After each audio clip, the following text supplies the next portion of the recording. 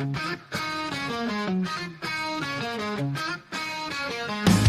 always the outcasts, but around here we're loved. Having a rebirth, we're just levels above. Embracing the chaos, you just never know. The show is no structure, it's just to and fro. JSY, talks football. JSY, talks football. Feeding Leeds, won't stop. Seeing Leeds back at the top. When it starts getting all racy, this beats watching Man City. After a May, it's tasty, start swinging them titties. The show never gets boring. Nah, it's Susie, keep the flow. One falls asleep and starts snoring. Of a VW dildo. JSY, talks football. JSY, talks football. Feeding Leeds, won't stop. Seeing Leeds back at the top. When it starts getting all racy, this beats watching Man City. After Renee and Stacey start swinging them titties, the show never gets boring. Nye and Susie keep the flow. One falls asleep and starts snoring. Of a VW dildo. JSY, talks football. JSY, talks football. Feeding Leeds, won't stop. Seeing Leeds back at the top. We make this a safe spot, regardless of team. This is the story of what it's always been. Look in the chat and see the banners. Watching our backs with time out and banners. JSY, talks football. JSY, talks football. Feeding Leeds, won't stop. Seeing Leeds back at the top. Good evening, everybody. Welcome into JSY Talks Football. This is your Leeds United match preview plus press conference reaction. But before I get into anything, please make sure we're smashing a like on this video, subscribing to the channel if we're new, hitting that notification bell, and as always, thank you for watching and a Merry Christmas to everybody. So first of all, I'm going to get to Daniel Farke's press conference. Key problems addressed. He said scoring first, protecting the first half clean sheet is critical to Leeds United improving their away form. According to Joe Rodon and Daniel James, the Whites have won one of their last 7 away trips and conceded first in 6 of those 2, all in the first half. United's form under Daniel Farke when they score first is sensational. In the 34 games they have drawn first blood, they have gone on to win 31 times and drawn the other 3. They are unbeaten when they hit the front foot. He says the importance of the festive break. After the last break until the next break, the table is made. We have 8 games in 29 days, and this is crucial. Cannot pick up every point, but we want as many points as possible. We have a good overall record and want to finish in style. Important and valuable points, but there is an opponent desperate to win for points for them, and I am not in a reflective mood. I want to look forward and to take more points. It was also asked, is it more difficult because of the manager change, with Oxford obviously sacking their manager? Yes, definitely. It more likely the caretaker takes it, as Liverpool found out with Southampton yesterday that, Spurs won 5-0 on Sunday. Liverpool struggled a little bit against Southampton, only went through 2-1. We have to be ready in case a new man comes in. This makes it more difficult for us to prepare. We try to base on what they have delivered in the last month. A change in manager does not make them an entirely different side. We will base our game on their last approaches, but we have to be flexible in the game because they could do something different. He was asked about rotation and Ampadu ready to start. And he said, we have been rotating for a few weeks in the offensive positions, where it's much important to be sharper. Centre-backs don't have to run that much. There will be more rotation over the next 5 games in a short period of time. We have a lot of competitions out wide for rotation. We also spoke about Ethan Ampadu. Ethan is good. He needs more or less the same training time you are out for. And all rule is, we hope he does better than. His chance of minutes will improve. Ethan is experienced enough to know he cannot start straight away after 3 months out injured. Yes, first game is always more complicated. After being out for so long, to come into this game in a crucial period, there are some nerves. Second appearance on a better level. Every day on the training pitch is important for Ethan. We will give him time. Thank God the players in his position have delivered. He was also speaking about injuries. Max Wober. It was his first game in the starting lineup. Lots of load after 70 minutes in the game before that. Setback in training yesterday. He has a knee problem again. He did not train today, and it will be a tight race for him. It's more likely he will not be available for Saturday's game. Disappointing for us, but for him too. Toughly, first part of the season for him. Small chance he is available for this game. He also spoke about concerns regarding Pascal Straug. Some concerns about Pascal. Tightness in his hamstring. Did not train yesterday or today. He needs to train tomorrow to be in the lineup. The medical department give him a 50% chance after a decent scan. We also spoke about interesting players in January. He said, I want all our players to be focused on us right now. If we need to rotate, we need to add more players. We can speak after January the 4th when we have a break in the games. This is when we talk about January. Until then, there will be no decisions made. We need to focus on the game. I think that's more regarding Patrick Bamford. There is interest from Genoa and Wrexham for him. Whoever Bamford goes or not, I'm not so sure about that, but there is interest in a few Leeds players, Dan James, and also Pascal Straug getting interest from Spurs. It was also asked, any pressure to sell this month? No financial pressure to sell next month. We raise more money than any other club in Western Europe in the summer.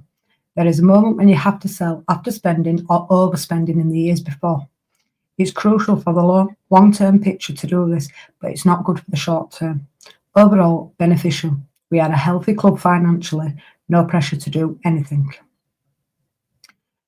He also spoke about stop conceding first and early away from home. I do not differ between home and away. If you have a 2-point average, you'll be in the top 2 in May. At the start of the season, we had the best away record. We have conceded too many goals recently. There are few reasons, and we highlight this.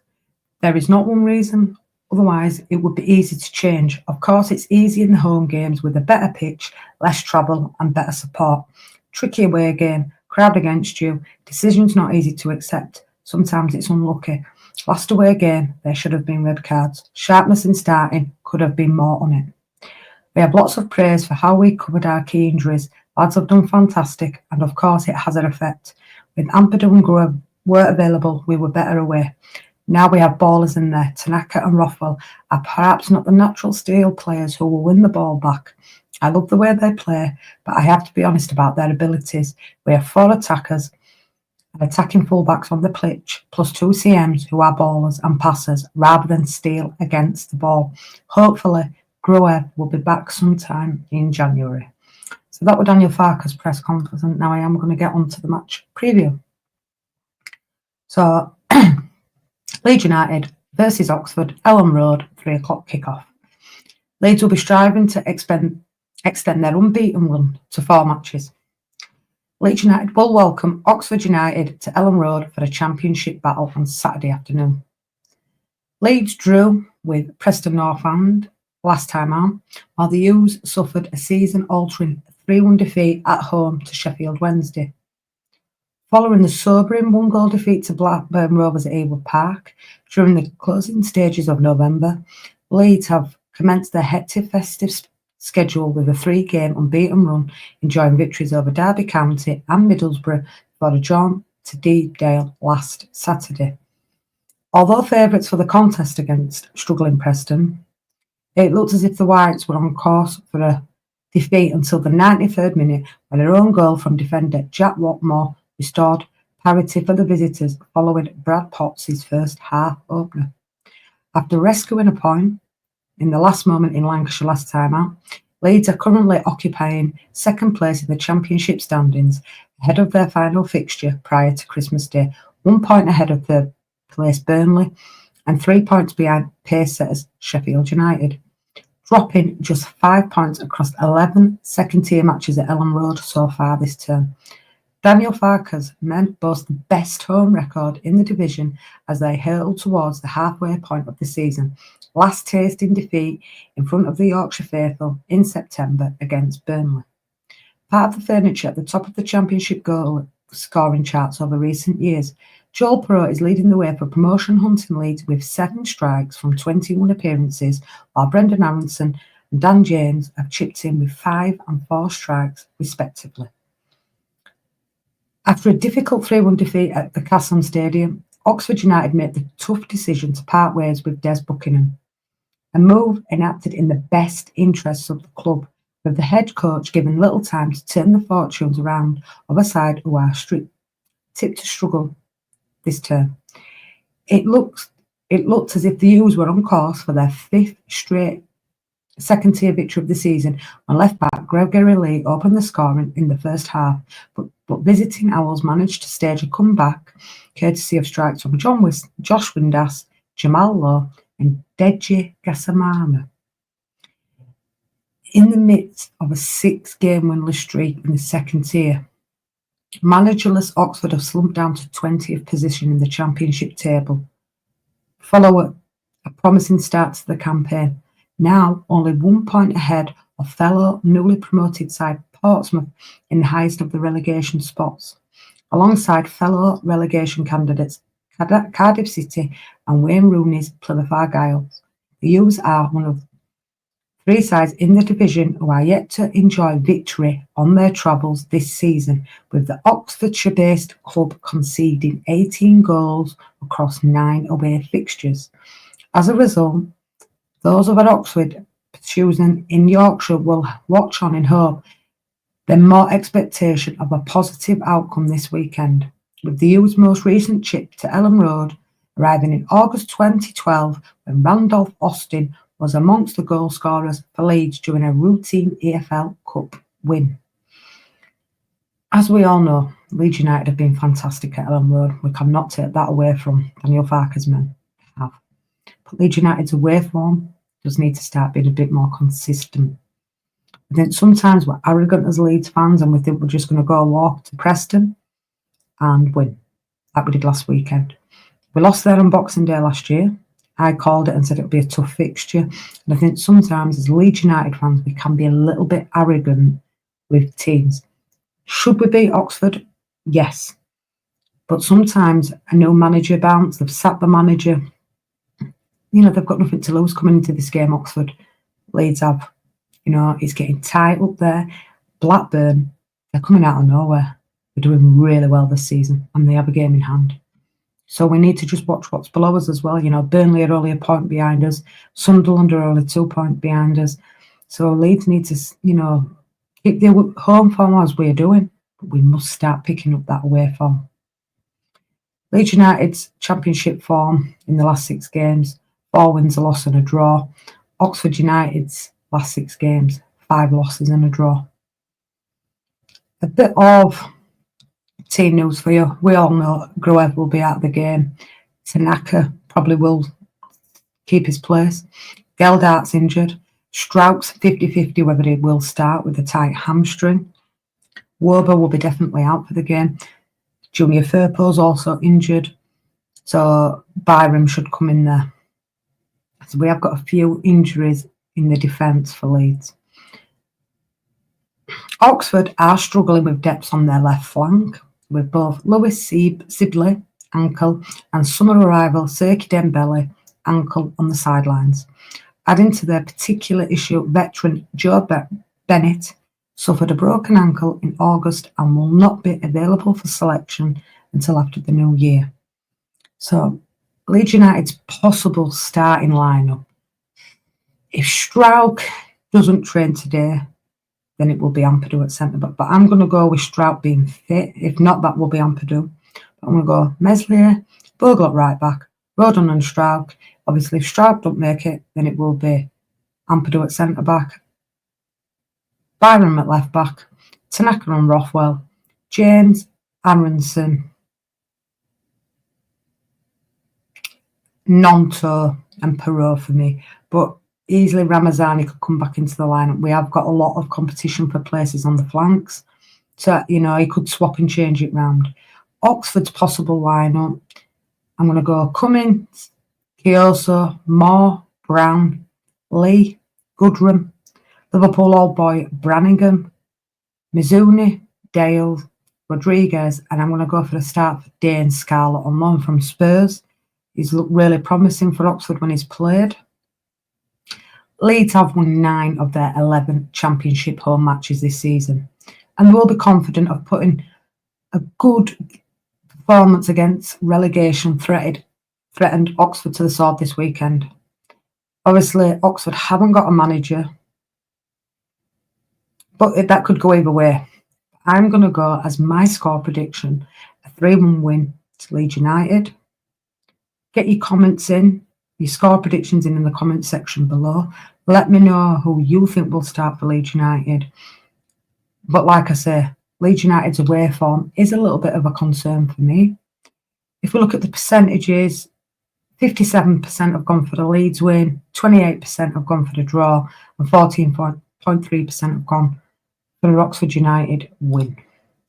What I'm going to do before we wrap up, I'm going to share the Premier League table, Championship table. So there we go. We've got Sheffield United now with a 3-point gap over Leeds, same amount of games played. Leeds in second place on 42nd, Burnley in third on 41, Sunderland on 40. Then we've got Blackburn on 37 points. Look at this. 1, 2, 3, 4, 5. Won the last 5 games and a game in hand. So that could put them on 40 points if they win the game in hand, only 2 points behind Leeds. Then in 6th place, respectively, we've got Middlesbrough on 34 points. But both Blackburn and Watford have got a game in hand. As we move further down the table, obviously Millwall have got a game in hand there. And Oxford United are here, 18 points. Loss, draw, loss.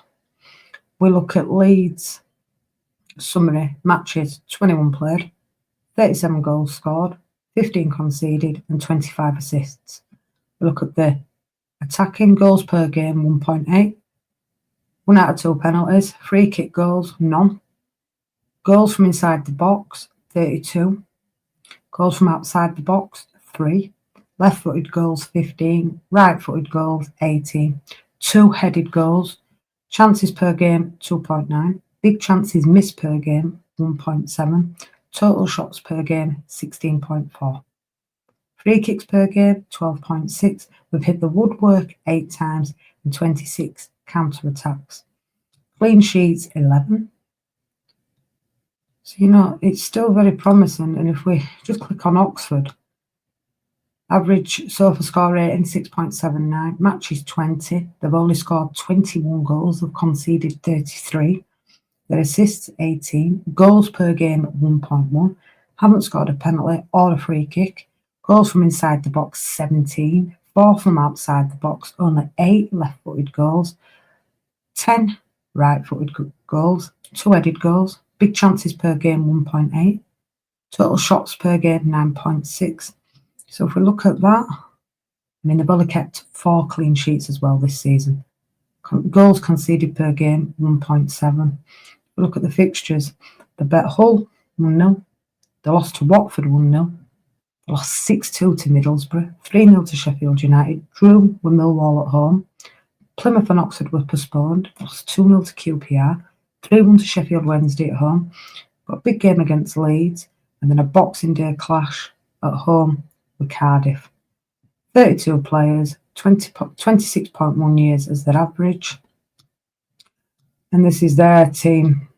So, although this should be a comfortable win for Leeds United, they could, like I say, no manager bounce, they've sacked him, could be totally different formation tactics, but hopefully Leeds United will get that win. And then that takes us to Boxing Day, where we've got Stoke City away from home.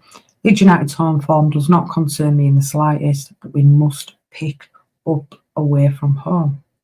But I'm going to wrap this one up, guys. Please make sure we smash a like on this video. Subscribe to the channel if you're new. Hit that notification bell. Get your score predictions in the comment section below. Get your predicted lineups in the comment section below. I will see you all again tonight for the watch along, which is Luton Town versus Derby. Saturday I will be back to do Manchester City, Aston Villa in the morning, Leeds Oxford, Arsenal Crystal Palace, the Christmas quiz, and the big boxing fight, Tyson Fury versus Usyk. So big up to everybody. Thank you for watching this video as always. Take care of yourselves. We will see you all again soon. Leeds, Leeds, Leeds. We're matching on together. Peace out from JSY, and we will see you all again very soon. Take care of yourselves, people. Thanks for watching this video. Bye-bye. You're always the outcast, but around here we're loved, having a rebirth. We're just levels above. Embracing the chaos, you just never know. The show has no structure, it's just to and fro. JSY talks football. JSY talks football. Feeding needs, won't stop seeing leagues back at the top. When it starts getting all racy, this beach watching Man City. After Renee and Stacey start swinging them titties, the show never gets boring. Nog and Susie keep the flow, one falls asleep and starts snoring. Other bills of be dildo. JS for outcasts, around here we're loved, having a rebirth. We're just levels above. Embracing the chaos, you just levels above. Watching our backs with time out and banners. JSY